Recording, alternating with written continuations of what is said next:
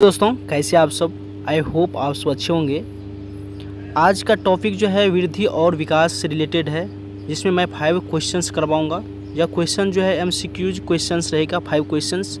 उसके बाद यहाँ पे मैं बताऊंगा आपको जो है वृद्धि और विकास में जो है अंतर क्या है। लास्ट में मैं आपको 4 क्वेश्चंस करूँगा, जो क्वेश्चंस का आंसर आपको जो कॉमेंट में बताना है, ठीक है। इसी से रिलेटेड रहेगा, ओके। तो यहाँ पर सबसे पहले हम जान लेते हैं, ठीक है। यहाँ पे सबसे पहले मैं एमसीक्यू क्वेश्चंस करवाता हूँ, ठीक है। ये जो है ग्रोथ और डेवलपमेंट मतलब वृद्धि और विकास से रिलेटेड है।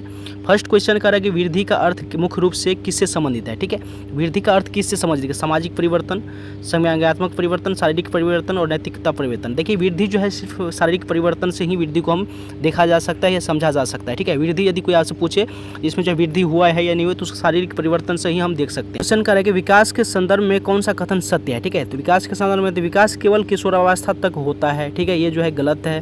सेकेंड कह रहा है कि विकास एक सतत और चलन वाले प्रक्रिया है, ठीक है। तो ये जो है सही है। अब ठीक है, अब तीसरा देखता हूँ, विकास का मापा जा सकता है। विकास को मापा नहीं जा सकता, ठीक है। विकास जो है विकास को हम अनुभव कर सकते हैं, ठीक है, उसको माप नहीं सकते हैं, ठीक है। यहाँ पे शारीरिक परिवर्तन हो जाएगा, ये वृद्धि का काम है, ठीक है। वृद्धि को हम मापा जा सकता है। विकास केवल शारीरिक होता है, ये गलत है, क्योंकि विकास जो है आपका जो है मानसिक भी होता है, ठीक है। तो ये चीज़ गलत है, तो इसका ऑप्शन जो है बी हो जाएगा, ठीक है। नंबर क्वेश्चन जो कर रहा है विकास का सिद्धांत नहीं है, ठीक है। इसमें से कौन सा ऑप्शन है जो विकास का सिद्धांत नहीं है? तो फर्स्ट का रहेगा यह जो निरंतर का सिद्धांत, मतलब ये कंटिन्यूस चलता है, ठीक है। ये विकास का सिद्धांत है। व्यक्तिगत अंतर, ठीक है। तो यहाँ पे देखिए विकास में जो है व्यक्तिगत अंतर होता है, दो व्यक्ति में सेम विकास नहीं होता है, ठीक है, उसमें चेंजिंग रहता है। ये विशिष्ट से समान की ओर का सिद्धांत, ये भी जो है विकास का सिद्धांत है, ठीक है।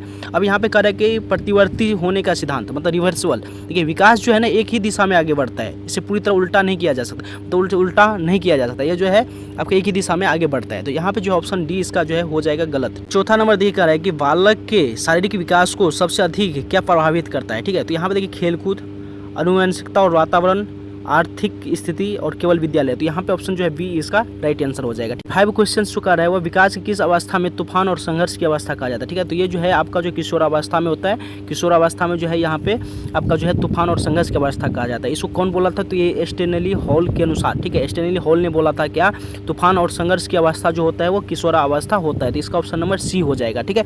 अब यहाँ पे मैं आपको जो है शॉर्ट नोट्स में बताऊंगा वृद्धि और विकास में अंतर और विकास, ठीक है। वृद्धि और विकास, वृद्धि क्या होता है? ये केवल शारीरिक और मात्रा, विकास जो है ना यह मात्रात्मक के साथ साथ गुणात्मक भी होती है, ठीक है। ये दोनों होते हैं और वृद्धि जो है केवल मात्रात्मक होते हैं, ठीक है। वृद्धि जो है एक निश्चित उम्र तक ही चलता है, ठीक है। इसका जो है मैच्योर हो जाता है, यदि मैच्योर हो गया उसके बाद जो वृद्धि रुक जाते हैं। लेकिन यहाँ विकास की बात करो तो यह जन्म से मृत्यु तक जीवन भर चलने वाली प्रक्रिया है, ठीक है। उसके बाद यहाँ पे वृद्धि की बात करो, यह सटीक रूप से मापा जा सकता है, इसका लंबाई वजन इसको जो है मापा जा